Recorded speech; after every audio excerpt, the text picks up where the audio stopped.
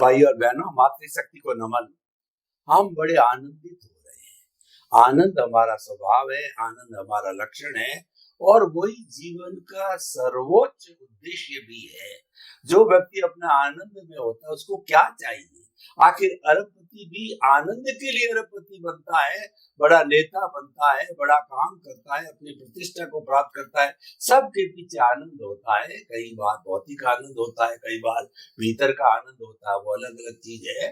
तो कुल मिलाकर के आनंद सत्संग से मिलता है अध्यात्म में। और सत्संग कराने वाले वो मुख्य बात होती है। वो सत्संग कराने वाला कौन है, कैसा है और कैसी सत्संग कराता है? तो हमारा तो परम सौभाग्य है कि सनातन सत्य, ultimate reality of the universe की सत्संग हमको मिल रही है। कहना चाहिए कि साक्षात ईश्वर ही बोल रहे हैं, ईश्वर का ही ज्ञान मिल रहा है। इससे बढ़ के क्या चाहिए? तो ऐसे स्वामी जी कमलेशानंद जी को प्राप्त कर हम बहुत कृतज्ञ हुए। स्वामी जी आपके प्रति जय सच्चिदानंद। जय सच्चिदानंद। स्वामी जी, ज्ञानी पुरुष की पहचान की काफी लंबी बात हुई, पर आपने बहुत स्पष्ट कर दिया कि 95% शास्त्र ज्ञानी है आजकल। इसीलिए जो अनुभवी ज्ञानी पुरुष को कंपेयर करना कोई विशेष जो है उसमें लाभ नहीं होने वाला है। लेकिन अनुभव ज्ञानी से प्राप्त किया ज्ञान जब हम दूसरे को बताते हैं या अनुभव ज्ञानी स्वयं बताता है, उसके सामने बहुत बड़ा कोई प्रोफेसर, चिंतक या बड़ा आचार्य हो, तो कई बार वो क्रॉस क्वेश्चन कर लेता है कि ये बात आप जो कर रहे हो इसको मैं प्रमाणिक मानने के लिए कौन सा जो है वो आगम है, कौन सा सूत्र है, कौन सी पुस्तक है और कहाँ से लिया गया, रेफरेंस मांगता है। ये बात बहुत से लोग मांगते हैं तभी वो स्वीकार करते हैं। खैर, वो स्वीकार करना कराना अलग बात है, लेकिन कभी ऐसी स्थिति आती है तो हमारे को जो है वो समाहित होने के लिए वातावरण को खुशनुमा, वातावरण को बिना जो है वो टसलवाड़ा बनाने के लिए किस तरीके से प्रस्तुति देनी चाहिए। क्योंकि हम तो अनुभव के आधार पर बात कर रहे हैं, अनुभवी वाणी, अनुभवी ज्ञानी से सुनी हुई बात कर रहे हैं, तो वो हम कैसे समाहित करें ऐसे समय में? कृपया वो भी थोड़ा नुस्खा हमको बताइए। प्रश्न के लिए धन्यवाद और सभी श्रोताओं को मेरा नमस्कार। बहुत बड़ी बात है कि ज्यादातर पढ़े लिखे लोग जो होते हैं या तो साधु संत सन्यासी होते हैं या थिंकर पीपल होते हैं, तो सबसे पहले वो कोई भी बात के लिए प्रमाण मांगते हैं, रेफरेंस। और हमारे समाज में पढ़ाई से अलावा धर्म के मार्ग में जाओ, हर जगह पे रेफरेंस तो मिलता ही किताबों का। सामाजिक और धार्मिक ज्ञान, एजुकेशन, सब में रेफरेंस तो होता ही है, ऐसा तो नहीं है रैंडम। तो प्रमाण मांगना वो एक स्वाभाविक हो गया। मगर हमको ये भी समझना है कि अनुभवी पुरुष जो बोलते हैं वो प्रमाण होता है। शास्त्र ज्ञानी जो बोलते हैं उसका प्रमाण शास्त्र में होता है और अनुभवी न्याय जो बोलते हैं उसका प्रमाण कुदरत में होता है। और वो टैली तब करोगे जब आप खुद अनुभव करोगे। तो किताबों में कभी कभी छोटे लेवल का प्रमाण मिल सकता है, एक शब्दों के माध्यम से। अनुभव की गहराई तो किताब में नहीं आती है, मगर शब्द का रेफरेंस कभी कभी मिल जाता है। मगर अनुभवी पुरुष जो होते हैं और ऐसे विचारक होते हैं, तो उसमें उनकी बातों को जब स्वीकार करने का होता है तो वो कहता है कि कोई रेफरेंस नहीं है तो आप कैसे बात करोगे या तो हम कैसे माने। तो हमारा इतिहास भरा पड़ा है कि राम ने जो कहा था उसका रेफरेंस कभी किसने नहीं मांगा। कृष्ण भगवान ने जो कहा गीता में कभी रेफरेंस नहीं मांगा। और महावीर ने जो कहा इसका हमने रेफरेंस नहीं माना, क्योंकि स्वयं अनुभवी थे। तो अनुभवी पुरुषों का रेफरेंस मांगना ये उचित नहीं है। हाँ, अनुभवी पुरुष ने कही हुई बातें में सिद्धांत से समझ में नहीं आती है तो पूछ सकते हैं, क्योंकि उनकी हर बातें सिद्धांत का उन्होंने अनुभव किया और कोई चमत्कारिक अनुभव नहीं है। तो सिद्धांत नहीं समझ में आता है वहां तक पूछ सकते हैं और वो एग्जैक्टली समझाएंगे विद एग्जांपल, सरल भाषा में। मगर आप रेफरेंस मांगोगे तो वो रेफरेंस कैसे दे सकते हैं? कुदरत का प्रमाण होता है, कुदरत के कानून का प्रमाण होता है और वो किताबों में नहीं आता है। वो एक दर्शन का सवाल है, आप समझे, नॉलेज का सवाल नहीं है। तो इसीलिए बराबर है, मर्यादा तो रहेगी। दूसरी बात यह है कि अनुभवी पुरुष का प्रमाण शायद व्यवहार में नहीं दिखता है, किताबों में नहीं दिखता है, फिजिकल फॉर्म में भी नहीं दिखता है मानो के, मगर अनुभवी पुरुष की बातों को सुन के समझ के उपयोग करके हम खुद तो अनुभव कर ही सकते हैं, फिर बाद में रेफरेंस की जरूरत नहीं रहेगी। तो इसीलिए आप इस प्रकार से भी अनुभवी पुरुष की बातों को समझने की कोशिश करोगे तो शायद मेरे को लगता है आपको सही तरह समाधान मिलेगा। स्वामी जी, आपका बहुत बहुत धन्यवाद।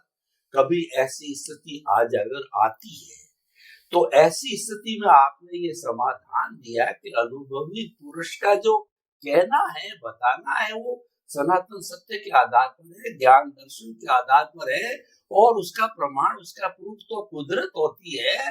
तो वो पुस्तकों के अंदर नहीं मिलता है। तो लेकिन सबसे बड़ी बात अच्छी आपने ये बताई कि प्रमाण अगर आपको लेना है तो जो बात कही जाती है आप खुद अपने अनुभव के आधार पर उसको परखिए और फिर कहिए कि ये मान्य है या नहीं है, क्योंकि वो तो अनुभव के, जब अनुभव का पैरामीटर, अनुभव का लेवल मिल जाएगा तो अपने आप वो प्रमाण को जरूरत ही नहीं है। हाथ कंगन को हार से क्या, जब अनुभव में आ गया तो प्रमाण की आवश्यकता होती नहीं है। ये बहुत अच्छी बात आपने बताई स्वामी जी, और इसमें किसी को कोई तकलीफ भी नहीं होने वाली है। तो आपके प्रति बहुत बहुत धन्यवाद, कृतज्ञता। स्वामी जी, अब जो है हम ये सारी बात करते करते जो वर्तमान का सिनेरियो है उसके बारे में थोड़ी बात करना जरूरी है। वो बर्निंग इश्यूज है, वो आज ज्वलन समस्याएं हैं और उन समस्याओं से समाज जल रहा है, करा रहा है समाज। तो उसमें अध्यात्म विज्ञान मान लिया सनातन सत्य है, कुदरत है, सारी बात है, लेकिन जिसको प्राथमिक उपचार चाहिए वो कैसे दे सकता है अध्यात्म विज्ञान, वो मैं कुछ प्रश्न आपसे जो अभी और अगले एपिसोड में भी करूंगा। आजकल क्या है कि जो पति पत्नी का जो आपस का व्यवहार है, तो पुराना युग था तो पति को परमेश्वर मानती थी पत्नी, और पति भी जो है उनका बहुत रेस्पेक्ट करता था। तो उनका तो कई जो है वर्षों तक निपटा। मैं मेरी खुद की अनुभव की बात करूं तो 59 ईयर्स मुझे लगता है 59 डेज है, क्योंकि हमने कभी छोटी मोटी ट्रीटमेंट्स हो तो वह भी हो तो समाहित किया, एक शांत रहा, यानी एडजस्ट किया, संतुलन बनाया, रेस्पेक्ट में कमी नहीं आने दी। कोई भी कमी बेसी हुई तो एक दूसरे को मनाया और हम शांति से अपना जीवन यापन बराबर लगातार कर रहे हैं। जबकि हमारा लेवल का डिफरेंस देखो तो एक तो फुल्ली एजुकेटेड है, एक एकदम लो एजुकेटेड, लेकिन वो कोई मायना नहीं रखता है। तो स्वामी जी, मैं जो ज्वलन समस्या है क्या है कि आजकल ब्याह शादी के अंदर लाखों करोड़ों खर्च करता है, कंपटीशन के अंदर माता पिता अपने लेवल से हर एक कोशिश करता है करने की, अच्छा वर्ड ढूंढता है, अच्छा एजुकेटेड जो है लड़का ढूंढते हैं, लड़की ढूंढते हैं और उनकी पसंद से काम होता है। लेकिन पता नहीं क्या है, घर घर की कहानी बनी हुई है कि जो है वो लड़की 6 महीने के बाद के अंदर जो है अपने घर आके बैठती, एक नहीं सैकड़ों घरों में, हर जाति में, हर धर्म में हो रहा है डाइवोर्स। तो ऐसी स्थिति क्यों बन रही है, इसका क्या उपाय करें, क्योंकि एट लार्ज बन रही है। तो कृपया इसके बारे में अध्यात्म विज्ञान की दृष्टि, रिलेटिव व्यू पॉइंट से वो समाधान दीजिए, ताकि कि हम जो है लोगों को इसके अंदर अवेयर कर सकें। प्रश्न के लिए धन्यवाद। बड़ी बात यह है, क्योंकि समाज जो है और समाज की जो मान्यता है वो तो वही की वही रहेगी, और परिवार जो हमारा चलता है और परिवार के अंदर जो मान्यता है वो इतनी गाढ़ हो जाती है व्यवहार से, इसको मोड़ना बहुत डिफिकल्ट होता है। मगर इसको साइंटिफिकली समझना चाहेंगे तो उनका सॉल्यूशन मिल सकता है, रिलेटिव में नहीं मिलता है। सबकी अपनी व्यू पॉइंट की पकड़ होती है और सब अपने अपने दृष्टिकोण से सही भी होते हैं, तो उनका कोई सॉल्यूशन नहीं होता है। हम इसको गलत भी नहीं कह सकते हैं। तो बात सही है कि ऐसा होता है जीवन के अंदर, परिवार के अंदर, पति पत्नी के अंदर। और आपने ये भी कहा कि लोग बहुत पैसा खर्च करता है शादी के पीछे और बाद में लास्ट में डिवोर्स भी हो जाता है।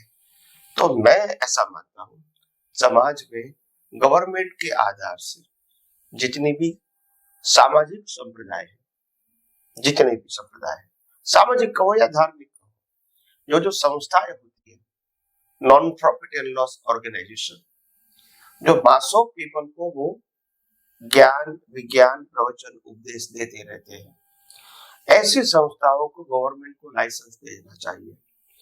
सामूहिक मैरिज, नो इंडिविजुअल मैरिज, वहां सामूहिक मैरिज कराओ और गवर्नमेंट के पास से मैरिज सर्टिफिकेट दिलवा दो, और वहां कॉमन प्रक्रिया रहेगी। क्या रहेगी? कॉमन। हाँ, जो भी विधि रहेगी कॉमन रहेगी, एक्सपेंडिचर संस्था करेगी। इंडिविजुअल कोई ने कुछ देना है तो सबके लिए इक्वल देना है।